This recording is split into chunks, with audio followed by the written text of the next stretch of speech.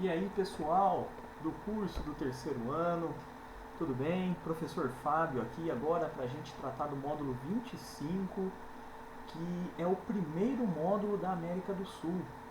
A América do Sul, que a título de estudo, é dividida em 4 pedaços. A gente divide ela em Brasil, América Andina, América Platina e Guianas. Nessa aula a gente vai falar dos países andinos, das Guianas. O Brasil, vocês têm uma frente da apostila só para ele, e mais para frente a gente fala dos países platinos, que são Paraguai, Uruguai e Argentina. Tá bem? Aqui eu trouxe para nós um mapa mostrando os climas e as correntes marítimas do continente sul-americano. Percebam as grandes extensões de climas quentes, principalmente aqui o equatorial e o tropical. Vale a pena a gente notar que a maior parte do território sul-americano se encontra na zona intertropical, ou trópico de Capricórnio aqui. Então a maior parte do continente sul-americano está na zona intertropical. Beleza?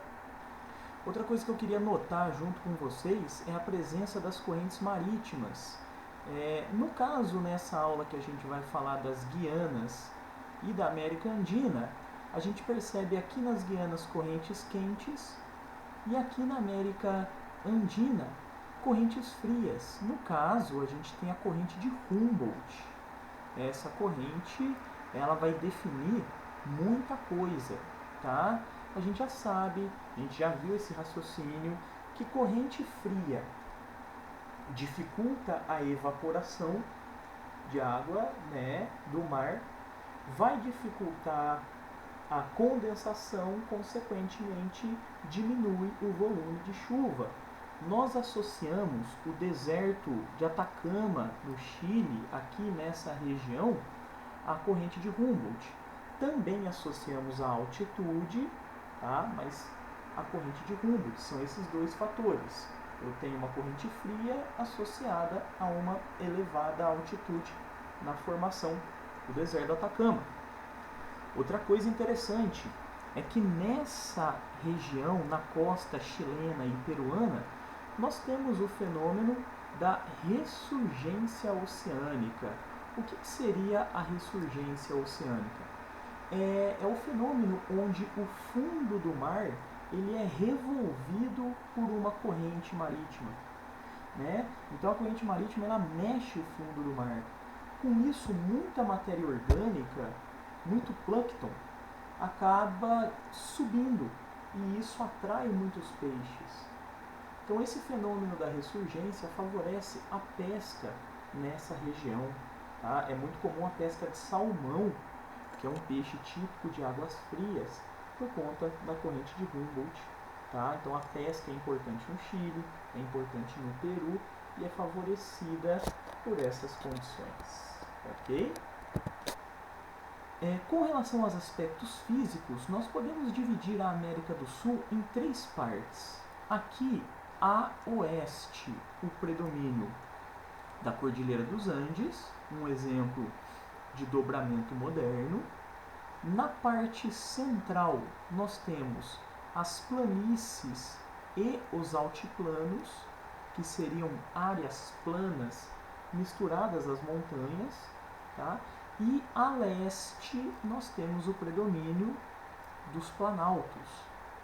Essa cordilheira, ela tem origem de atividade tectônica, onde as placas aqui elas estão em sentidos opostos, elas estão convergindo. Nesse lugar, a placa oceânica ela vai embaixo da placa continental. Esse movimento, onde uma placa oceânica, vamos falar o vocabulário simples, né? A placa oceânica, ela desce e a continental vai em cima, formando as montanhas. A esse movimento convergente, nós damos o nome de subducção. Só por curiosidade, quando eu tenho duas placas continentais se chocando, O nome é obducção, ok? Então tem uma diferencinha aí, certo? Vamos começar então a falar dos países andinos e eu queria já dar um toque para vocês. Nós temos aqui 6 países. São eles: Chile, Bolívia, Peru, Equador, Colômbia e Venezuela. Destes 6, em vestibular, é muito comum a gente ver a Venezuela, a Colômbia e o Chile.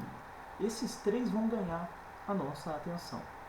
Em linhas gerais, eu tenho basicamente as mesmas características em termos de população, tá?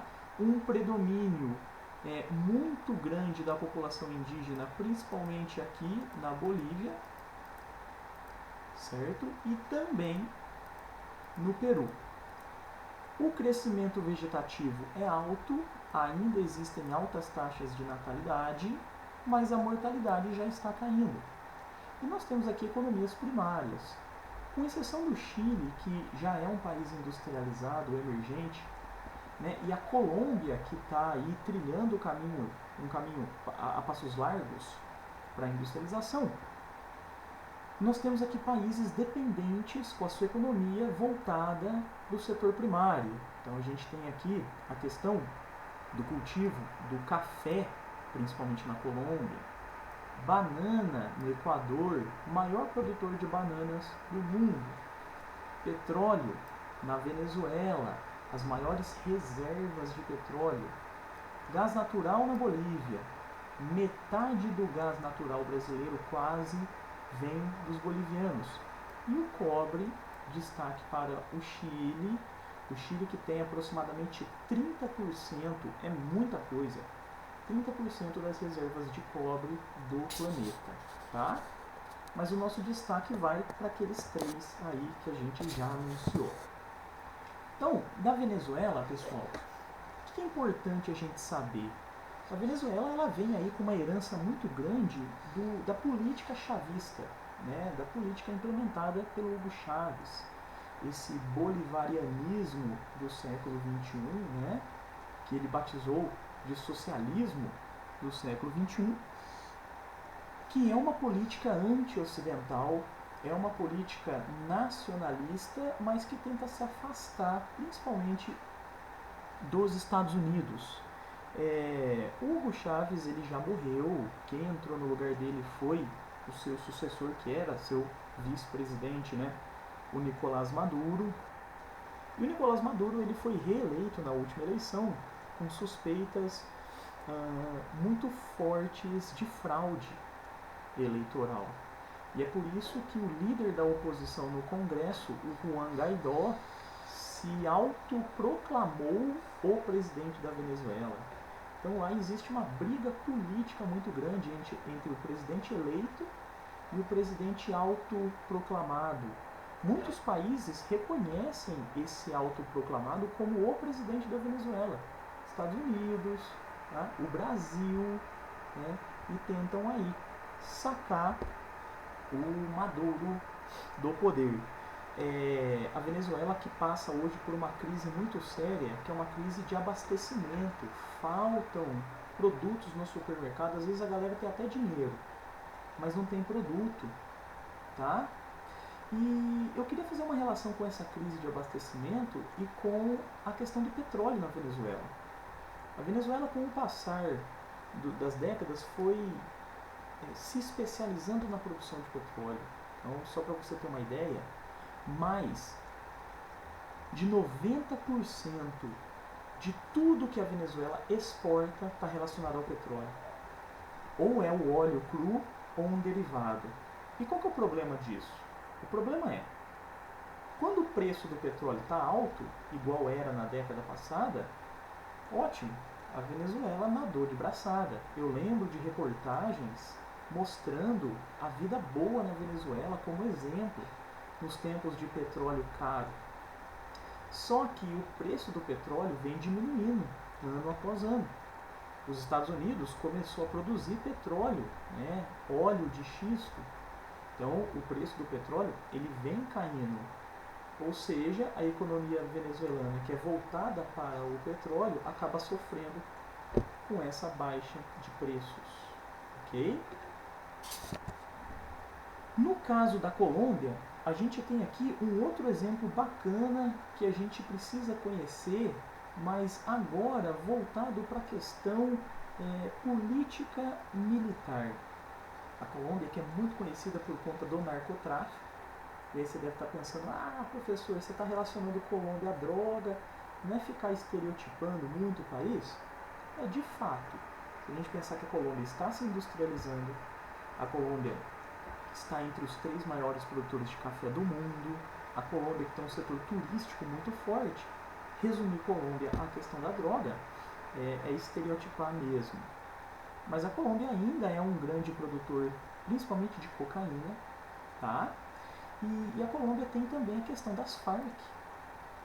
Né? As Farc, Forças Armadas Revolucionárias da Colômbia, são fundadas em 1964 com orientação marxista-socialista. São guerrilheiros camponeses que lutam para chegar ao poder da Colômbia, né, e não conseguem. Com o passar dos anos, eles vão voltando suas atividades para o narcotráfico, para tentar manter a sua guerrilha. E interessante saber sobre as Farc que no ano de 2016, o governo colombiano consegue fazer um acordo de paz com essas forças armadas, né? Inclusive o presidente da época da Colômbia, o Juan Manuel Santos, ele ganhou até o Prêmio Nobel da Paz por conta desse acordo. Tá? Então qual foi o acordo? As Farc, elas abandonariam a luta armada e poderiam participar da política, poderiam lançar candidatos. Tá? Só que o que está acontecendo? Está acontecendo que muitos ex-integrantes das Farc estão voltando para a luta armada. Então esse acordo de paz, a galera está falando aí que ele está caminhando para se invalidar. Tá? Então é um negócio que vale a pena a gente ficar ligado aí. Beleza, pessoal? Bom, com relação ao Equador, a gente tem uma questão fronteiriça aqui com o Peru, existe essa tensão. Essa fronteira com os peruanos foi definida no Rio de Janeiro em 1942, ficou conhecido como Protocolo do Rio de Janeiro. Os peruanos acham que essa fronteira está errada, os equatorianos também, mas isso não se torna um conflito. Tá?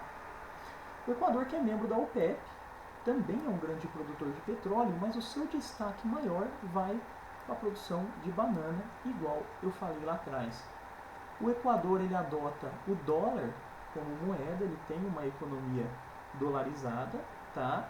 E mais recentemente, ele vem se aproximando dos Estados Unidos. Os Estados Unidos que busca aliados na América do Sul como parte do seu projeto geopolítico, né? A América do Sul na década passada que deu uma viradinha para a esquerda, os Estados Unidos estão trabalhando para trazer de volta do seu lado, ok? No caso dos peruanos, a gente também tem aqui exemplos de movimentos guerrilheiros durante a Guerra Fria, né? Movimentos guerrilheiros que hoje têm muito menos expressão. O Peru, que tem a sua principal atividade, a atividade pesqueira, e tem um exemplo recente de um governo extremamente corrupto, que é o governo do Alberto Fujimori. Corrupto e violador de direitos humanos, na medida em que mandava matar opositores, prendia sem motivos e tudo mais, tá? Um negócio que eu esqueci de falar, eu falei aqui desses movimentos, pessoal, voltando aqui na Colômbia, as Farc não são o único movimento guerrilheiro, tá? A gente tem um movimento que se chama Exército de Libertação Nacional, tem o M19, tem várias guerrilhas menores aí também que ainda existem. E as Farc, que dentro do acordo de paz estão voltadas para a participação na política, estão virando uma espécie de partido político. Tem aquela questão de que muitos ex-guerrilheiros estão querendo voltar com o movimento, certo?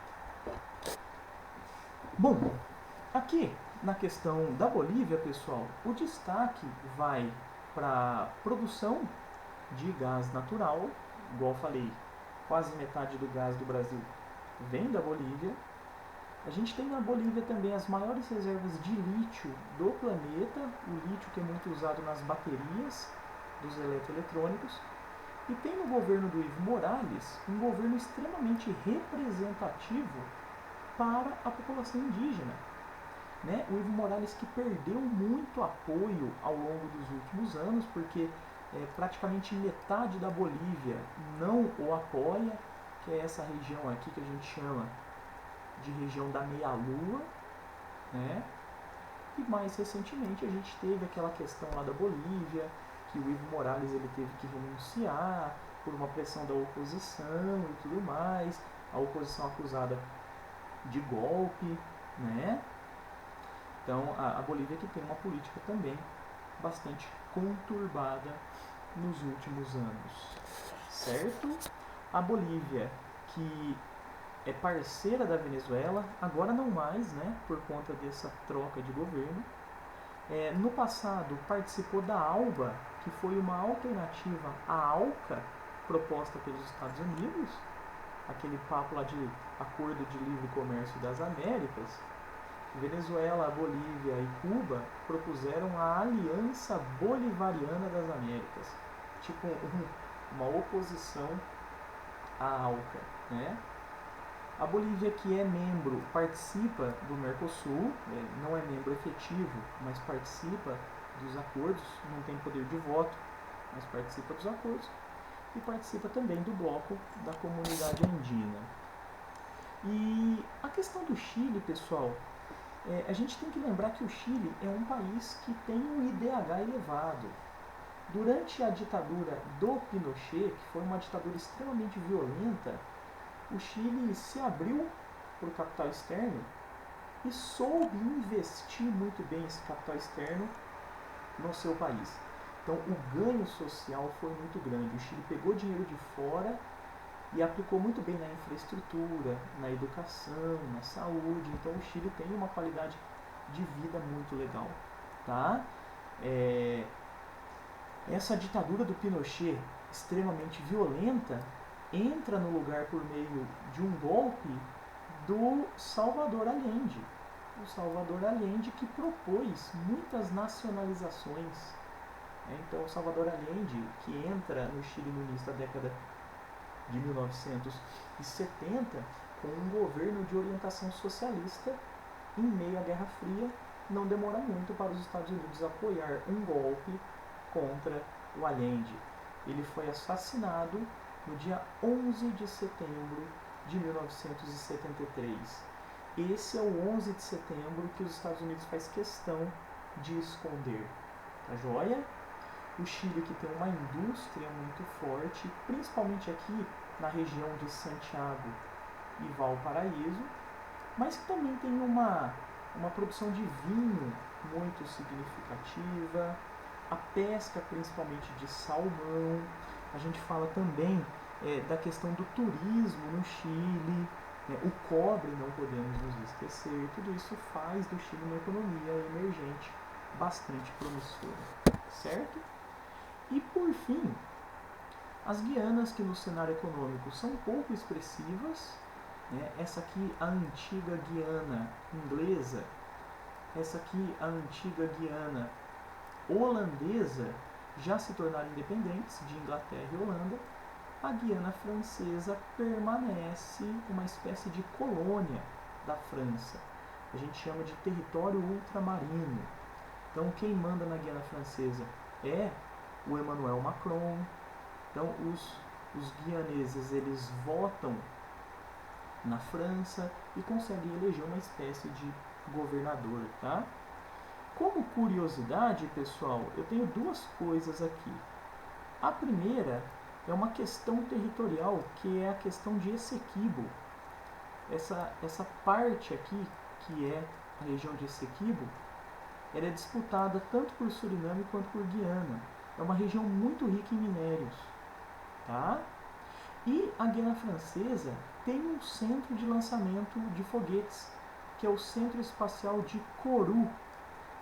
A gente sabe que lançar um foguete próximo à linha do Equador é muito mais fácil, visto que você diminui a distância para a Lua, por exemplo, você tem uma velocidade de rotação da Terra que é maior, então você gasta muito menos combustível se esse foguete for lançado da linha do Equador.